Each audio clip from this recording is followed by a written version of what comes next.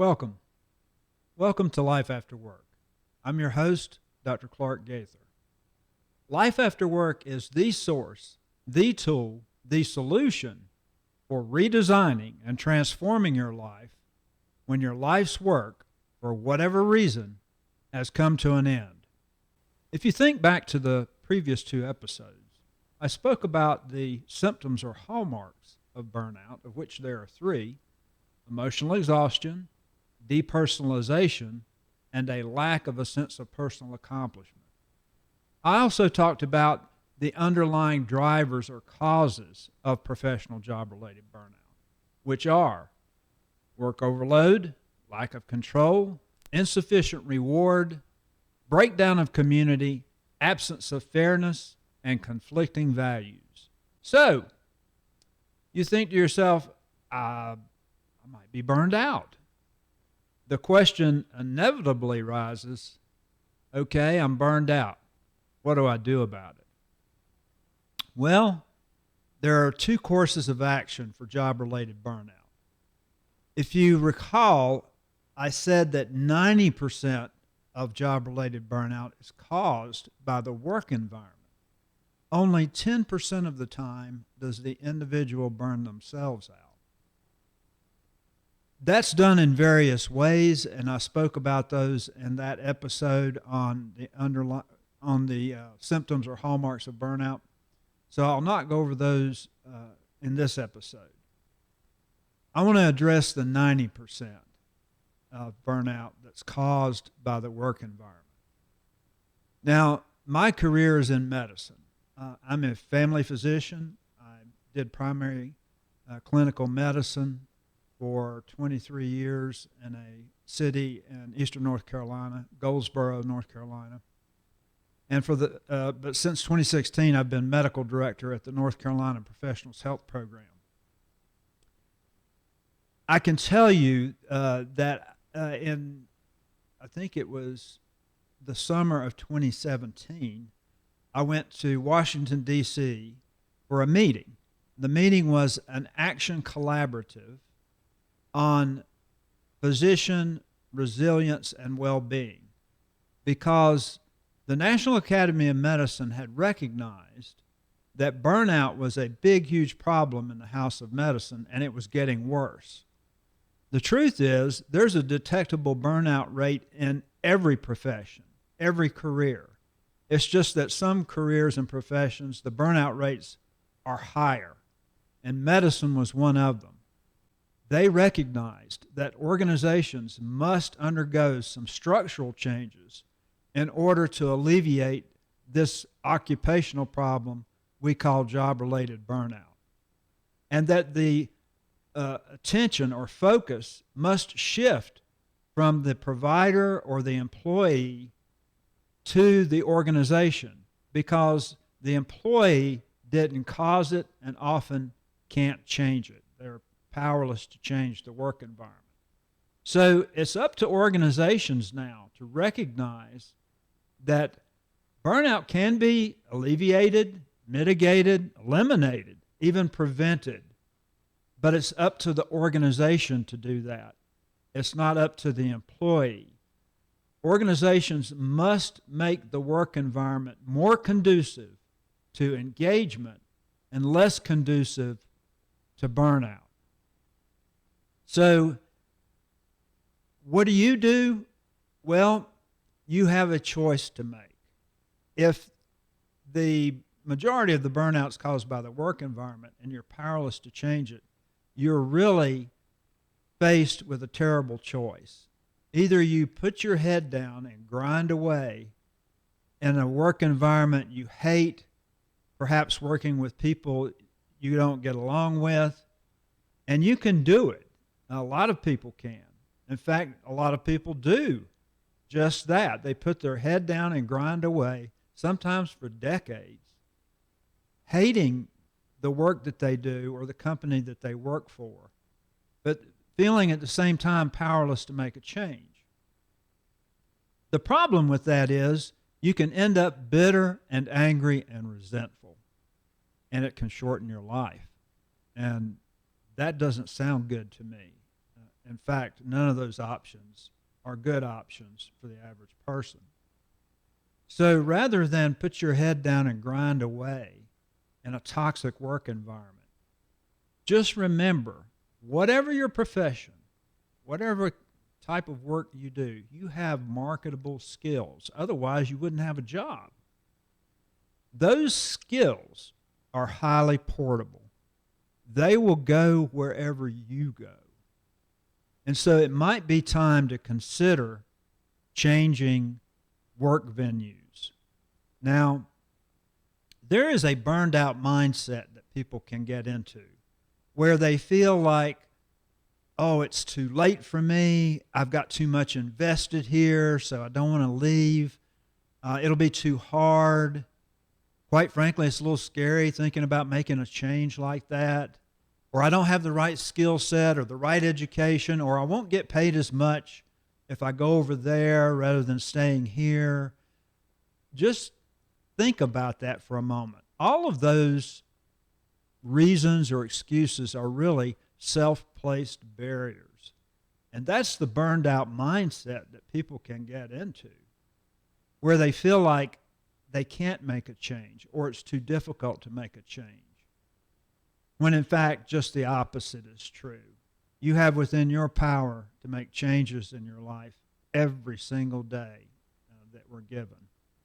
And so I encourage you to really think about changing work venues if you feel you're burned out and the workplace is loath to change. They don't hear your concerns. They're perfectly satisfied to keep things the way that they are. That's not a good place for you to be. You might want to think about leaving. I understand that's a terrible choice, especially in today's hard economic times. But sometimes for your own well-being, your own welfare, your own sense of wellness, it might be a necessary choice. Now, I have never recommended that somebody leave a job until they have another job to step into. But you can certainly start planning. You can punch up your resume if you decide you need to leave. You can start putting feelers out for new job positions or going on interviews or dropping applications to places you think you might like to work.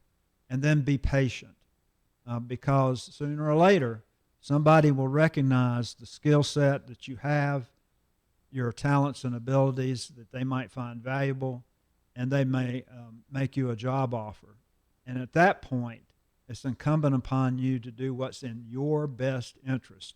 That's not selfishness. That's self-interest. And I encourage everybody to consider your options rather than just putting your head down and grinding away in a place you can't stand. So what if you really do like where you work and you really like the people you work with, but at the same time, because of those underlying drivers of work overload, lack of control, insufficient reward, breakdown of community, absence of fairness, and conflicting values.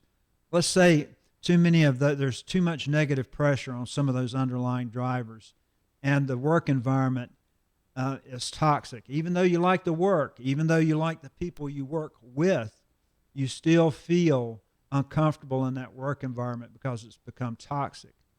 How do you get the leadership's attention? How do you get the administrators to want to make a change? Well, there is a strategy that works not all the time, but sometimes, and that is, let's say you have a conversation with somebody in a position of authority who could change the work environment if they wanted to. Now in my case, what if I went to a hospital CEO and said, hey, I noticed our turnover rate's high. You're churning through lots of employees.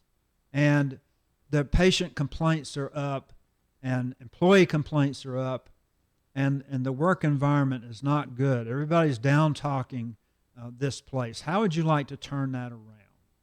How would you like to decrease employee turnover? How would you like to decrease employee complaints, decrease absenteeism, decrease on-the-job injuries? How would you like to decrease patient complaints? How would you like to improve efficiencies and add money back to the bottom line rather than losing it? How would you like to decrease malpractice claims? Does all of that sound good to you? Well, I got to tell you, if they say, no, that doesn't sound good to me, I think it's time to leave that work environment and find a new one. But most would be interested in being able to accomplish all of those goals and say, well, I'll tell you how we can do it. Perhaps we should survey our workforce for burnout and the underlying drivers of burnout and see what we can do to change those underlying drivers. If we can decrease turnover just by 10%, these efforts will more than pay for themselves. There's enough published data to prove that. So that's how you get their attention. You don't go in complaining. You don't go in telling them, look, you're treating everybody badly, you need to do better. That will go in one ear and out the other. But if you offer them something of value in exchange, hey, I think we can make this place run better, and I think we can be more successful by doing just a few things that make sense and don't cost a lot of money. In fact, what I'm proposing is not only cost saving, it's income generating. That's a message that some people will likely want to listen to. So I hope that's some useful information for you. And in the upcoming episodes, I'm going to be going over some data that affects individuals who are thinking about retiring or already retired. Some information I think you might need to be aware of and that you would find helpful. In the meantime, be sure to share, like, and subscribe so that you can be notified immediately when new content is released. Also, Life After Work publishes a newsletter, and it's absolutely free, and it's bursting with information, more information than will be shared on this program. So be sure to check that out. On a more personal note, if you think you may be burned out and would like some resource information on that, I've written a book about professional job-related burnout. It's entitled Reignite, and you can find that book wherever books are sold. Be sure to check that out. I think you'll find it helpful. And hang around to the end of this video. You might catch a blooper or two. Until next time.